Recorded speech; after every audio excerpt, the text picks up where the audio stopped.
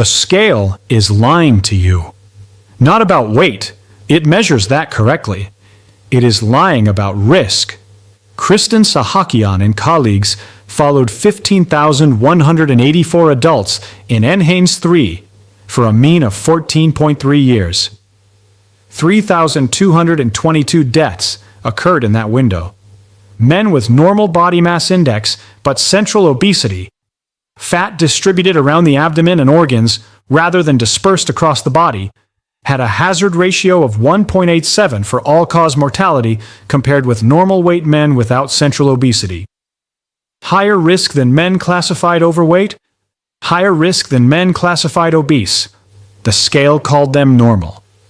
Women with normal weight and central obesity carried a hazard ratio of 1.48 versus women with similar weight but no central obesity, 1.87. The scale said these men were fine. The 14-year follow-up did not. Visceral fat, the depot packed around the liver, pancreas, bowel, and portal vessels, is not the fat that weight measures. It is the fat that drives the blood work, the liver imaging, the fasting glucose, and apparently the mortality curve. That is the claim, and the evidence behind it has been building since 1990.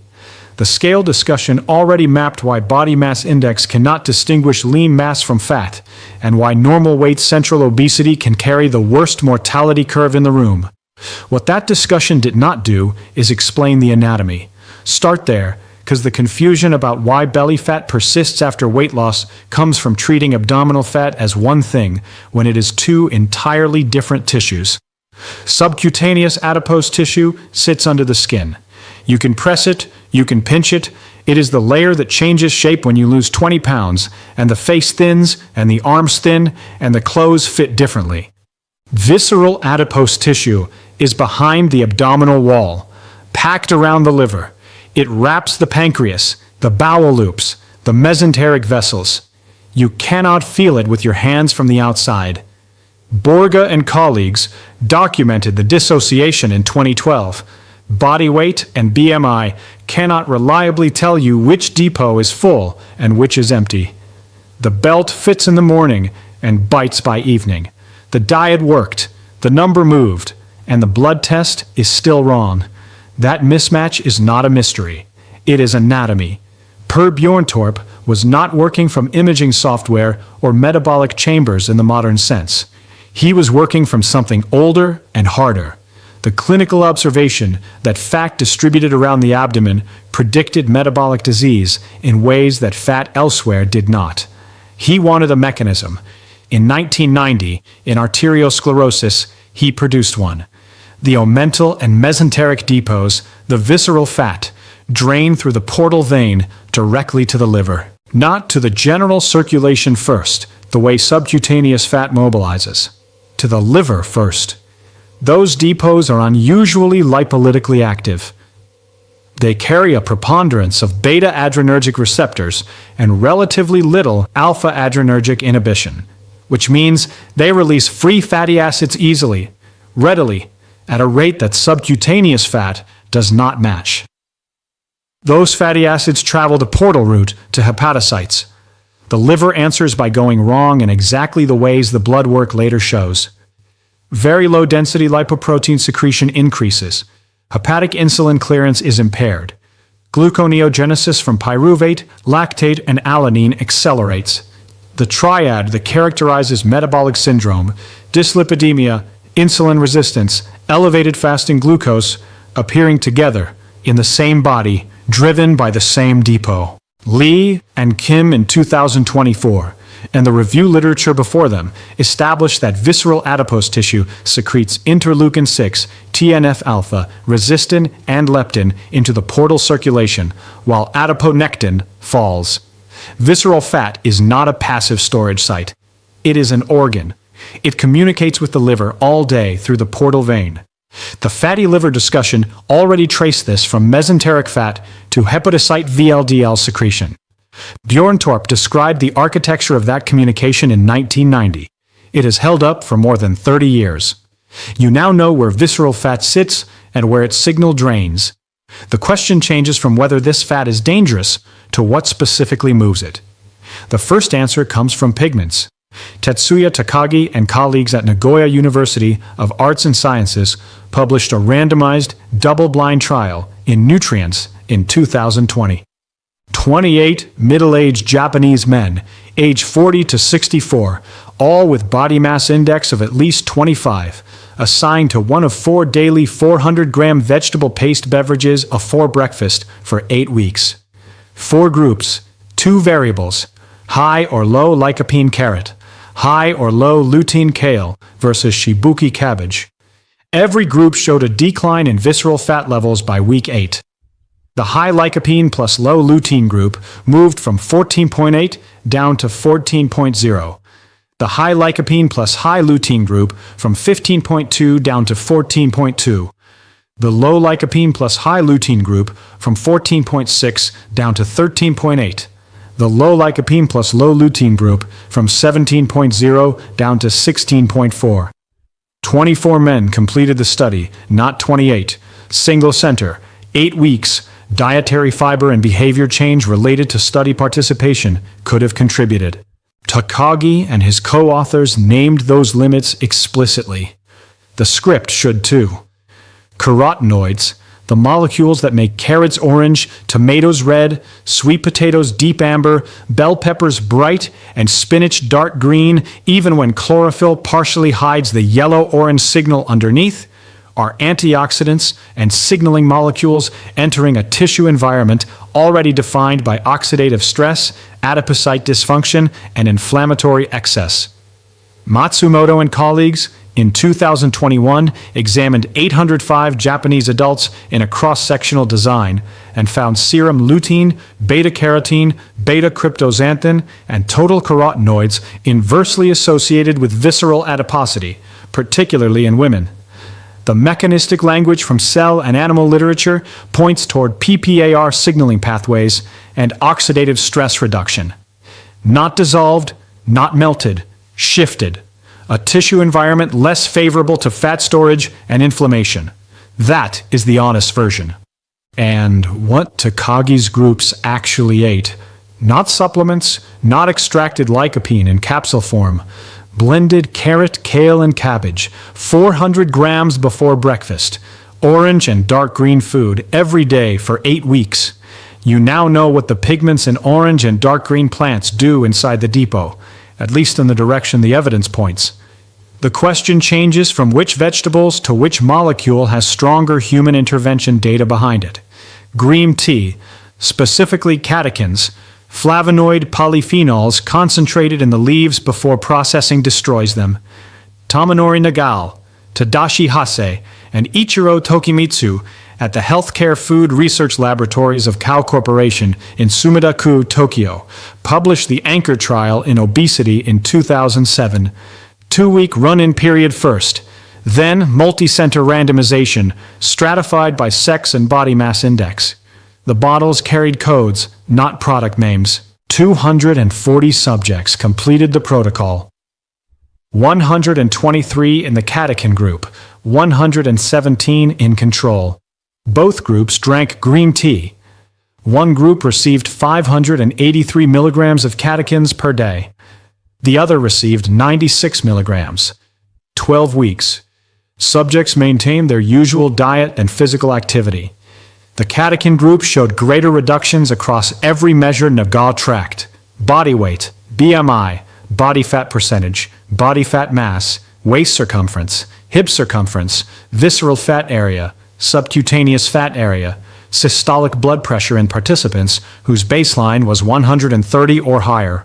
LDL cholesterol, visceral fat area specifically responded, not just total weight, the specific depot. The green tea discussion already separated the established human catechin trials from the more speculative lipase inhibition mythology. The mechanistic story involves increased fat oxidation and thermogenesis, possible interference with intestinal lipid handling, and a likely synergy between catechins and the caffeine naturally present in green tea on sympathetic nervous system activation. What the Nago trial gives you is something different from mechanism. A blinded, multi-center, randomized result in 240 adults, showing visceral fat area responding to a specific catechin dose over 12 weeks. 583 milligrams, not whatever happens to be in a randomly chosen tea bag. Matcha and sencha generally preserve more catechins than heavily processed or diluted bottled teas. The trial tested a standardized dose, not a brand promise. You now know what 583 milligrams of catechins does to visceral fat area over 12 weeks. The question changes from which molecule targets the depot to which physical force attacks it directly, and not any exercise at any intensity. In 1997, published in Diabetes Care, Morier and colleagues assigned 24 patients with non-insulin-dependent diabetes mellitus, mean age 45, mean body mass index 30.2 kilograms per square meter, to training or sedentary arms. The training was not theatrical. 45 minutes of supervised cycling at 75% of oxygen uptake peak, twice per week. 1 intermittent session per week. 2 months. VO2 peak rose 41%. Insulin sensitivity improved 46%. Then MRI at the level of the umbilicus. Visceral adipose tissue fell approximately 48%. Subcutaneous adipose tissue fell approximately 18%. Body weight did not significantly change. The dangerous depot dropped nearly in half. The scale barely noticed. 24 patients, 2 months, cycling. Visceral fat down 48%, while the scale showed almost nothing. Verhegen and colleagues confirmed the pattern at scale in obesity reviews in 2016, 117 studies, 4,815 participants. Diet caused larger total body weight loss.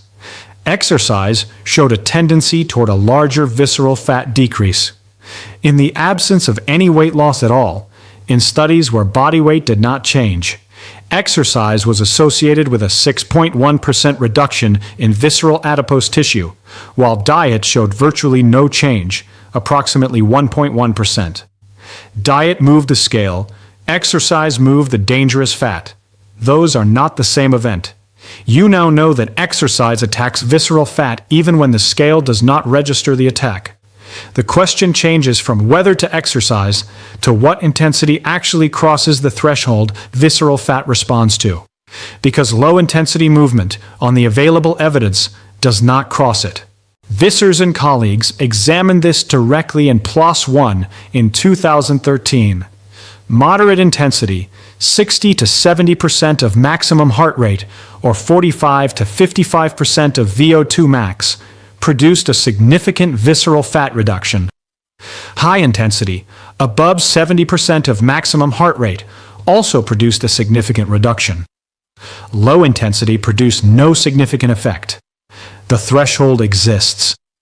The insulin resistance discussion already mapped how AMPK deactivates TBC1D1 and pushes GLUT4 to the membrane during muscle contraction. The cellular machinery that makes moderate to vigorous exercise metabolically distinct from gentle movement is the same machinery that changes what happens to the visceral depot over time. Chang, Yang, and Shun pushed the intensity question further in the International Journal of Obesity in 2021. Using a network meta-analysis of randomized trials, high-intensity interval training and aerobic exercise of at least moderate intensity were both beneficial. 3 sessions per week for 12 to 16 weeks, 30 to 60 minutes per session for aerobic exercise. Xiao K. Chen and colleagues pooled 84 randomized controlled trials in obesity reviews in 2024. 4,836 participants. Aerobic exercise, resistance training, combined training, and HIIT all improved visceral adipose tissue, but probability rankings favored vigorous intensity, aerobic exercise, and HIIT. Resistance training least effective specifically for VAT. That does not mean resistance work is useless. It means the modality ranking for this specific depot is not ambiguous. Maillard's 2018 meta-analysis found mixed head-to-head results between HIIT and moderate continuous training. 6 studies favored HIIT, 3 found equivalent effects, 3 found no significant difference. The honest summary: the intensity threshold matters more than the modality. Moderate to vigorous crosses it. Low intensity, on current evidence, does not. Now the pharmaceutical version, because the comparison is instructive and the dose difference is honest. An obesity or diabetes specialist, a prescription pad, dose titration across several weeks, injection training for subcutaneous administration, lab monitoring at intervals, CT or DXA imaging to confirm whether visceral fat specifically fell.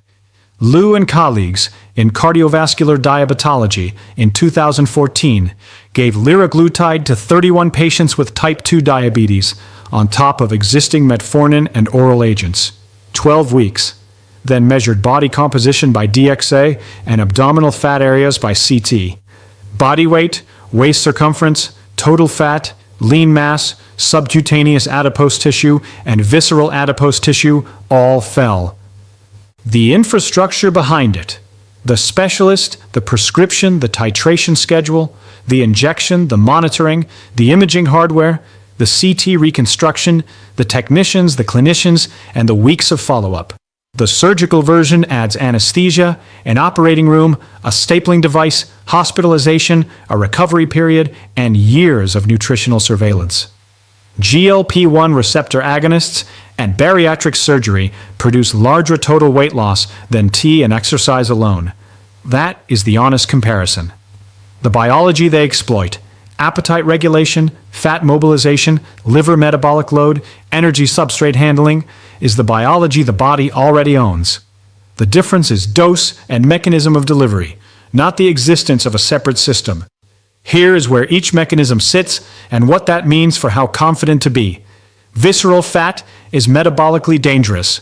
Portal drainage to the liver, beta-adrenergic lipolytic activity, hepatic VLDL secretion, inflammatory adipokine secretion. Bjorntorp described it in 1990, and it has replicated across decades. Exercise reduces visceral adipose tissue. Established. Vissers 2013, Verhegen 2016, Shang 2021, Shen 2024. Independent meta-analyses converging on the same direction. Moderate to vigorous aerobic exercise and high-intensity intervals most effective for VAT specifically. Strong but not absolute. Chen's probability rankings are suggestive. Maillard found mixed head-to-head results. Catechin-rich green tea reduces visceral fat. Plausible to strong. Nagao's 2007 trial is real. 12 weeks, 240 subjects. The mechanistic lipase inhibition and thermogenesis claims are stronger in preclinical than direct clinical imaging literature. Carotenoid-rich vegetables reduce visceral fat. The most cautious claim, Takagi 2020, is small, short, fiber confounded. Matsumoto 2021 is cross-sectional. The safe language is association and directional effect. Not mechanism-confirmed reduction. Not established. Directional. 1.87. That number should not leave this essay without its full consequence named. Sahakyan and colleagues. N. Haynes 3, 15,184 adults. Mean follow-up 14.3 years. 3,222 deaths. Normal weight men with central obesity. Hazard ratio 1.87 versus normal weight men without central obesity. Higher than overweight, higher than obese by BMI alone, in some comparisons, where hazard ratios of 2.24 and 2.42 appeared. The study was observational. Waist-to-hip ratio as a proxy, not CT-measured visceral fat. Causality cannot be inferred. What it proves is the story problem this essay is built on. Body weight alone can call a person normal, while they carry the metabolic phenotype with the worst long-term survival in the dataset. The scale called them normal. The 14-year follow-up did not. Both food levers in this essay, the carotenoids and the catechins, arrived as compounds in ordinary dietary objects before the metabolism industry isolated them into labels. Takagi's trial used blended carrot, kale, and shibuki cabbage. Nagao's trial used green tea. before anyone standardized the catechin dose or measured lycopene content in a controlled condition. These were cups and leaves and roots and chopped vegetables. The same culture that produced both blinded trials, Japan, where green tea is a background condition of daily life, and where vegetable consumption patterns differ from industrialized Western diets, did not begin with pills. It began with food patterns that science then tested to see whether the molecules those patterns delivered could survive the machinery of randomization and blinding and produce a measurable result. Enough of them did. The tea is not negotiable in the morning. That is not a discipline statement. The 583 milligrams in Nagao's 2007 trial is a number I have not been able to argue with in several years of reading. The protocol that follows from the evidence is specific and unglamorous. First meal of the day contains a carotenoid anchor every day, visible orange, red, or dark green on the plate. Carrots, tomatoes, spinach, bell peppers, squash, sweet potato, kale.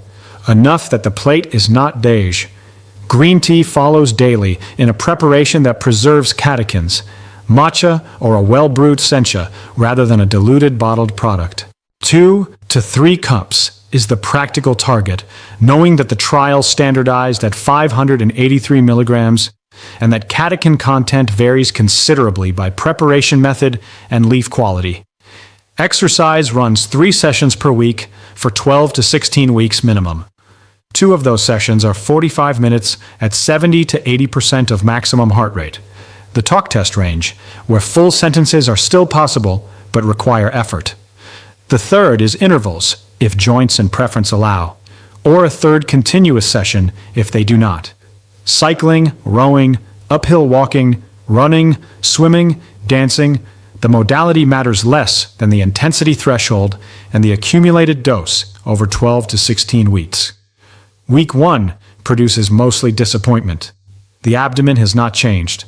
The scale has not changed. The cardiorespiratory system is negotiating the demand. Week 4 is where the talk test gets easier at the same pace, and waist measurements sometimes begin to separate from body weight. Week 8 is where Morier's result becomes psychologically important. The scale may still be unimpressed, while the body is materially different.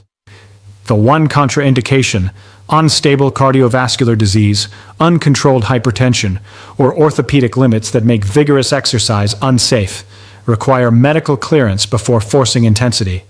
That is not a liability disclaimer. It is the reality that this audience, a decade or more of sedentary accumulation behind them, may have conditions that change the calculus. Return to the beginning. The belt fits in the morning and bites by evening. The diet worked, the number moved, and the blood work was still wrong. Now you have the vocabulary for what was happening. Visceral adipose tissue, sitting behind the abdominal wall, draining through the portal vein to the liver, secreting fatty acids and inflammatory signals at a rate subcutaneous fat does not match. Bjorntorp maps the portal route in 1990. Sahakian showed the mortality consequence across 14 years and 15,000 adults. And the inputs that change the depot are not exotic. Carotenoids shifting the redox and signaling conditions in the adipocyte environment. Catechins at 583 milligrams per day, producing visceral fat area reductions in a 12-week blinded trial. Exercise at moderate to vigorous intensity, producing a 48% visceral fat decline in Morier's 2-month MRI study, while the scale showed almost nothing. Verhegen put the number plainly. Diet reduced visceral fat by 1.1% in the absence of exercise. Exercise reduced it by 6.1% in the absence of weight loss. Not equivalent levers, different targets. The scale measures what you weigh. It's never measured what is killing you.